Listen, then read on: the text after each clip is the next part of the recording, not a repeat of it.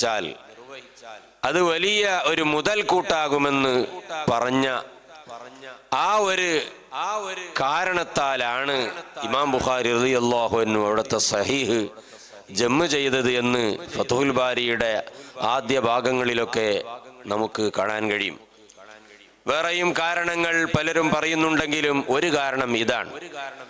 അപ്പോ തൻ്റെ ഉസ്താദിന്റെ ഒരു മോട്ടിവേഷൻ സ്പീച്ച് കൊണ്ട് അല്ലെങ്കിൽ ഒരു വേർഡ് കൊണ്ട് ലോകത്ത് ഒരാൾക്കും കാഴ്ചവെക്കാൻ കഴിയാത്ത അത്രയ്ക്ക് വിധത്തിൽ ലോകത്തെ മുഴുവനും അംഗീകരിപ്പിച്ച ഒരു കൃതി പുറത്തിറക്കാൻ തൻ്റെ ഗുരുവിന്റെ ചെറിയ ഒരു വേർഡാണ് അതിന് കാരണമായതെങ്കിൽ വകം മിൻ ഫിയത്തിൻ സഗീറത്തിൻ ഗലബത് ഫിയതൻ കസീറതൻ, ചെറിയ ഒരു വാക്കുകൊണ്ട് ഒരു വലിയ കൊട്ടാരം ഉണ്ടാക്കാൻ കഴിയും.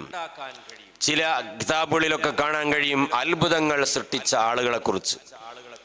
ഞാൻ നീട്ടി പറയുന്നില്ല. പറഞ്ഞു വന്നത് നബി സല്ലല്ലാഹു അലൈഹി വസല്ലമ തങ്ങളുടെ അഭിസംബോധന ശൈലി ആ രീതിയിലായിരുന്നു. എല്ലാ ആളുകളെയും പരിഗണിക്കുന്ന, അവരുടെ ആശയങ്ങൾക്കും അഭിപ്രായങ്ങൾക്കൊക്കെ വില കൽപ്പിക്കുന്ന ഒരു സ്വഭാവമായിരുന്നു നബി സല്ലല്ലാഹു അലൈഹി വസല്ലമ തങ്ങളുടെ സ്വഭാവം. റസൂലുള്ളാഹി തങ്ങൾ ആളുകളുടെ സ്കില്ലുകൾ മനസ്സിലാക്കിക്കൊണ്ട് വർത്തിച്ചിരുന്ന ഒരാളായിരുന്നു. അൻ അനസ് ബിൻ മാലിക് റളിയല്ലാഹു അൻഹു ഖാല ഖാല റസൂലുള്ളാഹി സല്ലല്ലാഹു അലൈഹി വസല്ലം അർഹമു ഉമ്മത്തി ബി ഉമ്മത്തി അബൂബക്കർ. സമുദായത്തിന്റെ പൾസ് മനസ്സിലാക്കി വേണ്ടത് ചെയ്യാൻ ഏറ്റവും സീനിയറായിരുന്നു ബഹുമാനപ്പെട്ട സിദ്ദീഖ് റളിയല്ലാഹു അൻഹു. അങ്ങനെ ചില ആളുകൾക്കുള്ള കഴിവുകൊണ്ട് വലിയ വിപ്ലവം ഉണ്ടാക്കാൻ കഴിയും. ബഹുമാനപ്പെട്ട AP ഉസ്താദിന്റെ അള്ളാഹുവിற்கு ആഫിയത്തുള്ള ദീർഘായുസ് കൊടുക്കുമാറാവട്ടെ, അവരുടെ ആദ്യത്തെ ദർസ് തദ്രീസിന്റെ ഹിസ്റ്ററി പരുതുമ്പോൾ ആ കാലത്ത് ഇത്തരത്തിലുള്ള സ്കില്ലുകളുള്ള ആളുകൾ വളരെ വളരെ കുറവായിരുന്നു. പക്ഷേ അവർ എങ്ങനെയാണാവോ ഇതൊക്കെ സംഘടിപ്പിച്ചത് എന്ന് അല്ലാഹു അലം. ബഹുമാനപ്പെട്ട ഉസ്താദിന്റെ സകല മേഖലയിലുമുള്ള പാടവം കൊണ്ടാണ് വർത്തമാന കൈരളിയുടെ സംഘടനാ രംഗത്തും മാനേജ്മെന്റ് രംഗത്തുമുള്ള ആയിരക്കണക്കിന് ആളുകൾക്ക് പ്രചോദനം ആ ഒരു കാരണം കൊണ്ടാണ്. അപ്പോ ഉസ്താദിന്റെ ഒരു കഴിവ് ആളുകളുടെ പൾസ് മനസ്സിലാക്കി സാമ്പത്തിക, മാനസിക, ശാരീരിക, ആത്മീയ മേഖലകളിലൊക്കെയുള്ള പിന്നോക്കാവസ്ഥ പരിഗണിച്ച് അതിനെ ഉഷാറാക്കി കൊണ്ടുവരുന്ന ഒരു കഴിവായിരുന്നു. ഇതാണ് നബി സല്ലല്ലാഹു അലൈഹി വസല്ലമ പറയുന്നത് അർഹം ഉമ്മത്തി ബി ഉമ്മത്തി അബൂബക്കർ.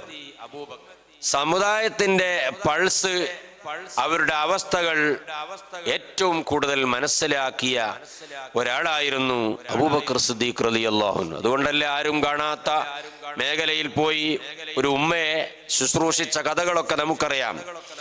വഅശദ്ദുഹും ഫീ അംരില്ലാഹി ഉമർ. മത കാര്യങ്ങളിൽ സുശക്തമായ നിലപാടുള്ള വ്യക്തിയായിരുന്നു ബഹുമാനപ്പെട്ട ഉമറുൽ ഫാറൂഖ് റളിയല്ലാഹു അൻഹു. അതുകൊണ്ട് തന്നെ ആദർശ രംഗത്ത് വളരെ കണിശതയായിരുന്നു ഉമറുൽ ഫാറൂഖ് റളിയല്ലാഹു അൻഹുവിന്റെ പാഠശാല. അവർക്ക് ആ രംഗത്തുള്ള കഴിവുകളായിരുന്നു. വഅസ്തഖുഹും ഹയാഅൻ ഉസ്മാൻ. ഏറ്റവും കൂടുതൽ ലജ്ജ അതും മനുഷ്യനിക്ക് അനിവാര്യമാണ്. ഉസ്മാൻ ഇബ്നു അഫ്ഫാൻ റളിയല്ലാഹു അൻഹുവിനായിരുന്നു. വഅഖറഉഹും ലികിതാബില്ലാഹി ഉബയ്യ് ഇബ്നു കഅബ്. അല്ലാഹുവിന്റെ ഗ്രന്ഥം അതിനാഴത്തിൽ വായിക്കാനും പഠിക്കാനും വളരെ ഫാസ്റ്റായിട്ട് മനസ്സിലാക്കാനുമുള്ള സ്കില്ല് ബഹുമാനപ്പെട്ട ഉബയ്യ് ഇബ്നു കഅബ് റളിയല്ലാഹു അൻഹുവിനായിരുന്നു. വഅഫറലുഹും സയ്യിദ് ഇബ്നു സാബിത്ത്. സയ്യിദ് ഇബ്നു സാബിത്തിനായിരുന്നു മതരംഗത്തുള്ള അഹ്കാമുകളെ കുറിച്ചുള്ള കൂടുതൽ മനസ്സിലാക്കാനുള്ള കഴിവുള്ളായിരുന്നത്. വഅലമഹും ബിൽ ഹലാലി വൽ ഹറാമി മുആദ് ഇബ്നു ജബൽ. അങ്ങനെ ഹലാലും ഹറാമും കൊണ്ട് ഏറ്റവും മനസ്സിലാക്കാൻ കഴിവുള്ള ആള് മുആദ് ഇബ്നു ജബലായിരുന്നു. ഫറായിലിന്റെ വിഷയത്തിൽ ഏറ്റവും കൂടുതൽ അറിയാകുന്ന ആളുകൾ ഉണ്ടായിരുന്നു. ഇന്റലിജൻസ് രംഗത്ത് വളരെ തിളങ്ങിയ ആളായിരുന്നു ബഹുമാനപ്പെട്ട ഹുദൈഫ റളിയല്ലാഹു അൻഹു. ഏത് വലിയ വിഷയത്തിനും നബിതങ്ങളുടെ ഇന്റലിജൻസ് മേധാവിയായി വർത്തിച്ചത് ഹുദൈഫ റളിയല്ലാഹു അൻഹു ആയിരുന്നു. സമുദായത്തിന്റെ എല്ലാ കാര്യങ്ങളും വിശ്വസ്തയോടുകൂടെ ഏൽപ്പിക്കാനുള്ള പവർ. വഇന്ന ലികുല്ലി ഉമ്മത്തിൻ അമീനൻ വഇന്ന അമീന ഹാദിഹിൽ ഉമ്മത്തി അബൂ ഉബൈദത്ത് ഇബ്നുൽ ജറാഹ്. ഉമ്മത്തിന്റെ സൂക്ഷിപ്പുകാരൻ, വിശ്വസ്തൻ അബൂ ഉബൈദത്തുൽ ജറാഹ് റളിയല്ലാഹു അൻഹു ആയിരുന്നു. ഇമാം തുർമുദി ഉദ്ധരിച്ച ഹദീസിൽ ഇത് നമുക്ക് വായിക്കാവുന്നതാണ്. ഇത് മാത്രമല്ല, എല്ലാ രംഗത്തും റൈറ്റേഴ്സ് ഫോറത്തിന്റെ ഹെഡായിരുന്നു ബഹുമാനപ്പെട്ട സെയ്ദ് റളിയല്ലാഹു അൻഹു. ഖുർആൻ ക്രോഡീകരിക്കാനും ഉള്ള ഏറ്റവും വലിയ ദൗത്യം അവരെയായിരുന്നു നബിതങ്ങൾ ഏൽപ്പിച്ചിരുന്നത്. ഇങ്ങനെ തന്റെ അനുയായികൾക്ക്, ശിഷ്യന്മാർക്ക് ഉള്ള സ്കില്ലുകള് വകവെച്ചു കൊടുത്ത് ഓരോരുത്തരുടെയും സ്കില്ലനുസരിച്ച് അതിൽ സ്പെഷ്യൽ ചെയ്ത് പഠിക്കാനുള്ള പ്രചോദനമായിരുന്നു നബി സല്ലല്ലാഹു അലൈഹി വസല്ലമ തങ്ങൾ നൽകിയിട്ടുള്ളത്. അബ്ദുല്ലാഹിബ്നു മസ്ഊദ് ദൈക്ഷണികമായ കാഴ്ചപ്പാടിന്റെ ഉടമയായിരുന്നു. ഇസ്ലാമിക നിയമങ്ങളൊക്കെ ബുദ്ധിപരമായി എങ്ങനെ സമർത്ഥിക്കാം എന്നതിൽ വളരെ സീനിയറായിരുന്നു അബ്ദുല്ലാഹിബ്നു മസ്ഊദ് റളിയല്ലാഹു അൻഹു.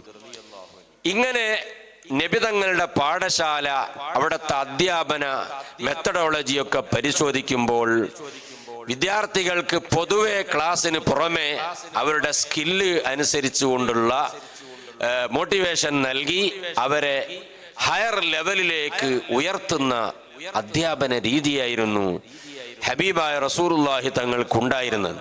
അതുകൊണ്ട് തന്നെ വർത്തമാന ലോകത്ത് നമ്മൾ സഞ്ചരിക്കുമ്പോൾ വർത്തമാന ലോകത്തുള്ള പൾസുകൾ, ദൈക്ഷണികമായ പൾസുകൾ മനസ്സിലാക്കി നമ്മളതനുസരിച്ചുകൊണ്ടുള്ള നല്ല പ്രചോദനം നമ്മുടെ വിദ്യാർത്ഥികൾക്ക് നമ്മൾ നൽകിയാൽ വിദ്യാർത്ഥികളിൽ നിന്ന് ഒരുപാട് പ്രൊഡക്റ്റുകൾ ഈ രാജ്യത്തിന് കാണാൻ കഴിയും. നമുക്കറിയാം, പല ഫെസ്റ്റുകളിലും മറ്റ് മേഖലകളിലൊക്കെ വിദ്യാർത്ഥികൾ സ്വയം വികസിപ്പിച്ചെടുത്ത പല ജാതി കഴിവുകളും. ഇത് ഒരാളെ കുത്തകയൊന്നുമല്ല, എല്ലാവർക്കും പറ്റും. പൗരാണിക സ്പെയിനിന്റെ ചരിത്രം നമ്മൾ വായിക്കുമ്പോൾ ഈ സ്കില്ലുകളൊക്കെ വളർന്ന് പന്തലിച്ച് യൂറോപ്പ് ഉപ്പുമാവ് വെക്കാനുള്ള ഡ്യൂട്ടി ചെയ്യേണ്ടി വരുമെന്ന് പേടിച്ചുകൊണ്ട് ഇതിനെ എങ്ങനെ തകർക്കാം എന്ന് ഗാഢമായി ചിന്തിച്ച് ആ ചിന്തയുടെ സാക്ഷാത്കാരമായിരുന്നു പൗരാണിക സ്പെയിനിന്റെ പതനം. അതെല്ലാം സ്പെയിനിനെ അകപ്പതിച്ചുകൊണ്ട്, അതിനെ തള്ളിവിട്ടുകൊണ്ട് അതിൻ്റെ ഒക്കെ ഓണർഷിപ്പ് അവകാശപ്പെട്ട് പല ആളുകളും രംഗത്ത് വന്നു. പിന്നീട് ഇങ്ങോട്ടുള്ള ദൈക്ഷണിക യുദ്ധങ്ങളൊക്കെ പരിശോധിച്ചാൽ മുസ്ലിം മെമ്മറികൾക്കുള്ള കടന്നുകയറ്റമായിരുന്നു. ഇനി ഒരിക്കലും ഇങ്ങനെയുള്ള ശക്തികൾ വളരരുത് എന്ന ചിന്ത പ്രചരിക്കുകയും ഒരു ദൈക്ഷണികമായ മൂവ്മെന്റ്സിന്റെ അടിസ്ഥാനത്തിൽ ദൈക്ഷണികമായ യുദ്ധം ഇന്നും എല്ലാ തലങ്ങളിലും നടന്നുകൊണ്ടിരിക്കുന്നു. ഇത് കണ്ടറിഞ്ഞു മനസ്സിലാക്കി അതിനെ പ്രതിരോധിച്ചുകൊണ്ട് ദൈക്ഷണികമായ മുന്നേറ്റം നടത്താൻ ഇത്തരം സംരംഭങ്ങൾക്ക് സാധിക്കട്ടെ എന്ന് ഞാൻ ആശംസിക്കുകയാണ്.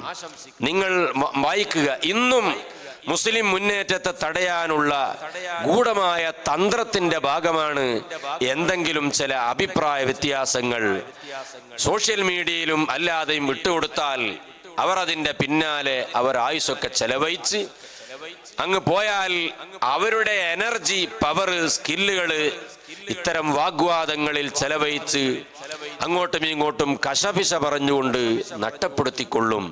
നമുക്ക് ആ ഭാഗങ്ങളൊക്കെ ഉപയോഗപ്പെടുത്താം എന്ന് ചിന്തിക്കുന്ന ആ ആളുകളൊക്കെ മനസ്സിലാക്കി അതൊക്കെ ചവറ്റുകൊട്ടയിലേക്ക് എറിഞ്ഞുകൊണ്ട് ദൈക്ഷണികമായ മുന്നേറ്റത്തിനും വിപ്ലവത്തിനും കേസോയുടെ ഈ മുസാബക്ക സാഹിത്യ മത്സരം അതൊരു വഴി തുറക്കട്ടെ എന്ന് ആശംസിച്ചുകൊണ്ട് വാഖിറു ദഅവാന അനിൽ ഹംദുലില്ലാഹി റബ്ബിൽ ആലമീൻ.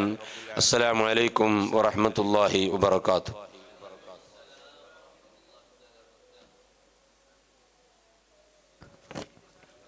ಕನ್ನಡ ಭಾಷಣ ಸ್ಪರ್ಧೆ ಆರಂಭಗೊಳ್ಳಲಿದೆ. ಸ್ಪರ್ಧಾಳುಗಳು ಕೋಡ್ ಲೆಟರ್ ಪಡೆದುಕೊಂಡು